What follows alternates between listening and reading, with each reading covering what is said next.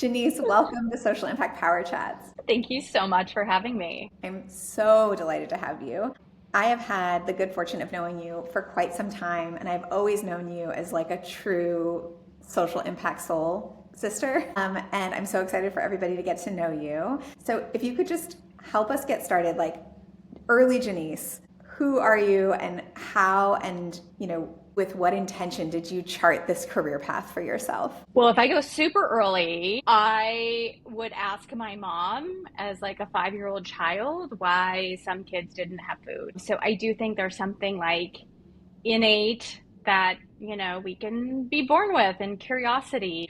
And I also will attribute my parents to teaching me with an allowance. Like I had to give 10% away to a single dollar. And that just becomes natural habit. So I will credit my parents for some of it. And, early days in like going to college, I studied sociology and business. And I did that because the sociology was the heart part of what was important to me. How do I understand these issues and make the world better?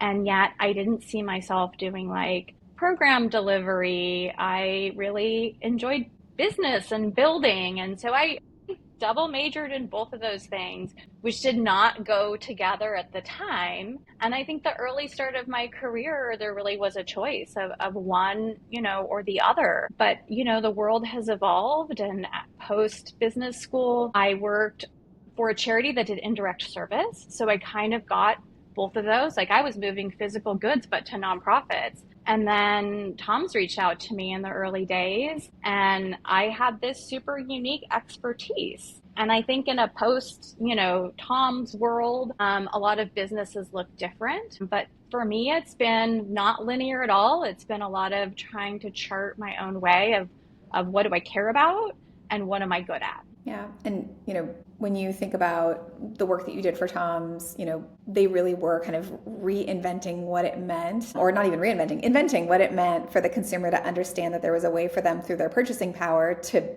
do something kind and to give back. One of the things that I've always admired about you is it's not hypothetically true, it's actually true. Like when you say you're doing something, you have to do it, and you figured out how to use business to really do good. And that kind of brings us to this current role that you're in with Gifts for Good. And I'm wondering if you could share a little bit about the organization and your role and your work in sticking the landing on the good piece. Yeah, well, I do think it's true. We should all be people of our word and we should do what we say. And I do think Tom's made it very simple to understand when, a percentage back can be complex for people. And that 100% resonated. And at Gifts for Good, so Gifts for Good, we are a marketplace. We focus on business gifting, but really anyone can shop with us. We have a marketplace. I'm our Chief Impact and Operations Officer. So I've got the impact lens and the operations lens that really do go together. And, the core of what we do is serve business gifting needs. And going, how do we take that line item on your budget? Because it's typically on every business's budget. They're gifting employees, they're gifting clients, they're gifting prospects. How do we just turn that into a budget for good? So the products we sell are made by nonprofits and social enterprises. And one of the things that was important to me as we got started was, well, what can I measure?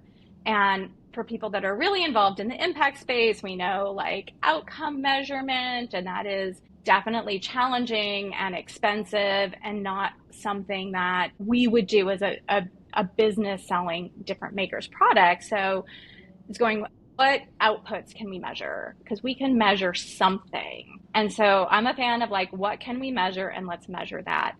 And so that's what we do. And so we can quantify that impact and we can communicate it back to our customer. We issue social impact reports to our business clients. And, plug for Ethos, we implemented their tracking software. So we're tracking in real time and able to kind of get to those numbers quickly that we need of like, what is happening? What did these purchases that you made for your clients do for the world to make it better. So it's really a win-win-win. I oftentimes use this term that's sort of silly, but it's like getting to duh. Like when you sort of hit duh, you land on a really good idea. And when I first learned about Gifts for Good and what you all did, it's like, of course you should use that budget and that line item to create net positive value for the world and to help do all sorts of things that make the world a better place, as opposed to get something that is kind of like generic or environmentally problematic or just not very useful. Like it's like, duh, of course you should get something that is that's meaningful and that's going to add to people's lives meaningfully. So I think that you really do such a great job of making that easy for organizations, because just because it's a great idea doesn't mean that folks can implement it, especially busy people who have a different goal set, right? Like our job is to make computers. Like we need to focus on that. And making it so simple for people, I think, is something that you all do incredibly well. That doesn't mean that it's easy, right? Because it's not. I know it's not. I've been in the weeds with you. Mm-hmm. For people who are trying to, do good work and to get to duh, what's some advice that you would have based on your experience, whether it be in this role or another, that you would share to help folks really like plot that course effectively that you've done, not just in this iteration, but in so many moments in your career? I mean, I think making it easy for the customer is important, right? Because if it's hard, they're not going to do it, but you have to understand enough and you have to try things. Sometimes when we're onboarding a new partner and they're like, well, we don't know. And I was like, well, let's talk through this. Let's see what we can measure. And I start asking questions, and all of a sudden we can break it down in a way that isn't so complicated, and realizing, no, we can find a way to communicate this. So don't be afraid to ask a lot of questions. Don't be afraid to fail too. I mean, sometimes we think things are good ideas, right? And we try them and then we learn, wow, that didn't work. And that's okay, because if we aren't afraid to fail, we're never going to do anything new, right? We're never going to move the needle. So I think too, don't let like perfection get in the way of progress, because progress is progress. And be a real partner. As Emma and I, we were talking earlier about this, of like, how do you be a partner? How do you listen to the needs of who you're trying to work with and serve, and know your own needs and go, can we come together? Sometimes you can't, and that's okay too, because trying to make something work that isn't the right fit generally doesn't go well. But I think usually if both parties are willing to listen, to the other's needs, then we can usually find a way to chart a path. And I'm wondering if we can dig into that, because it's something that I think comes so naturally to you to really believe in that importance. Like this has to be good for name the organization. Like you're working with people who are, addressing homelessness, thinking about domestic violence, working on major environmental matters, working with, mental health, like all of these things that we all want to see improvements for the folks that they are serving. And simply because we want it to be a good partnership doesn't mean that it always is a good partnership. And I think, unfortunately, a lot of organizations can't always figure out how to make sure that when they come to the table with X, Y, or Z nonprofit, that they're actually helping move the needle on that person's mission. How do you hold that? And how do you, make sure that like when you go to bed at night, we did right by these partners? So we have some partners that we call charity impact, and that's where we're providing, they're not making products that we sell, because not every organization has that ability, right? Depending on what the need is. There's still a need for nonprofits, for charities, and they need funds. So I think for me, it's helpful that I've been on all sides of the equation at this point in my career. I've worked on the different sides and know the pain points. So understanding the pain points helps. And then for what we need to serve our customer, I try to approach the nonprofits that I think will fit best. And that is, look, the funding that I give is designated. And in theory, I actually hate designated funding. As an individual, I'm like, trust the organization and give to them. And that is easiest for nonprofits. Designated funding is hard. And yet, in my hat at Gifts for Good, if I'm going to communicate something tangible, then it's got to be designated, right? So I have these two things that actually don't fit well together. But, I'll take a for instance with like our water partner or our meal partner.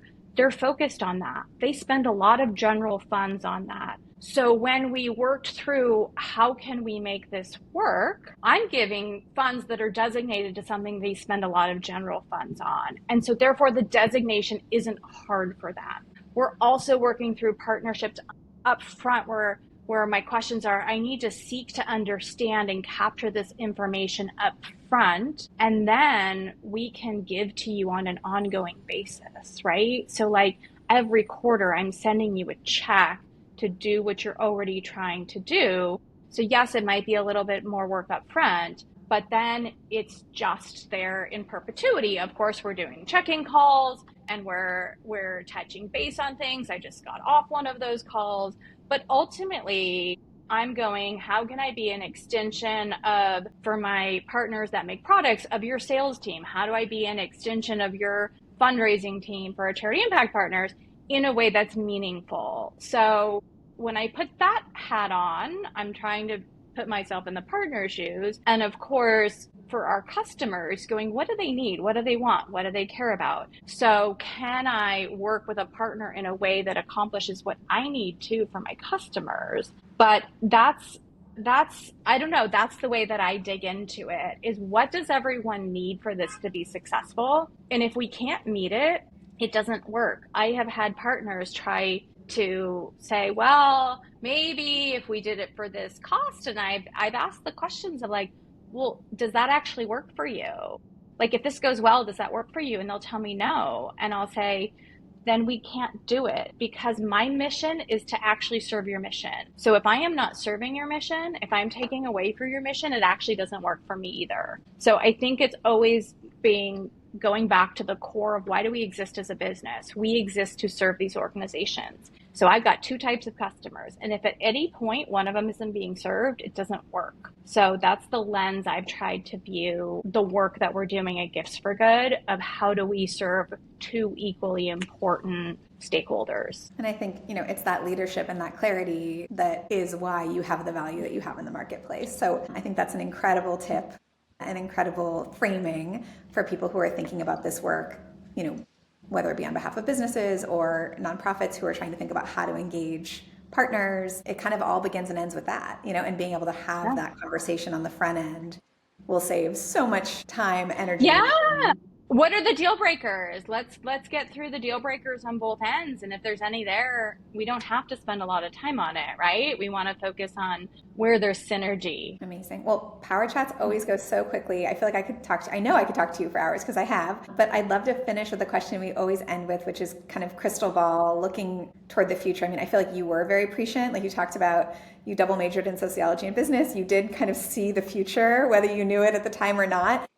Definitely did not. What are you seeing right now, as you look toward this space of social impact and building for good, that you have on your radar? I mean, I think that, look, there's a lot of people that can make claims. And I do think that as that happens, people are getting more skeptical. And so for us, external certifications are important. So my B Corp certification, or our climate neutral certification, these kind of outside entities that evaluate, are they really doing what they say? Because I have to provide proof. And having that external validation, I find really helpful to kind of cutting through what people say and what people are actually doing. And certainly measurement, like customers more and more are wanting to understand, well, that's what how am I a part of that, right? So tools like Ethos that are helping us to track those measurements that we're kind of pre-establishing, I think more and more people will expect that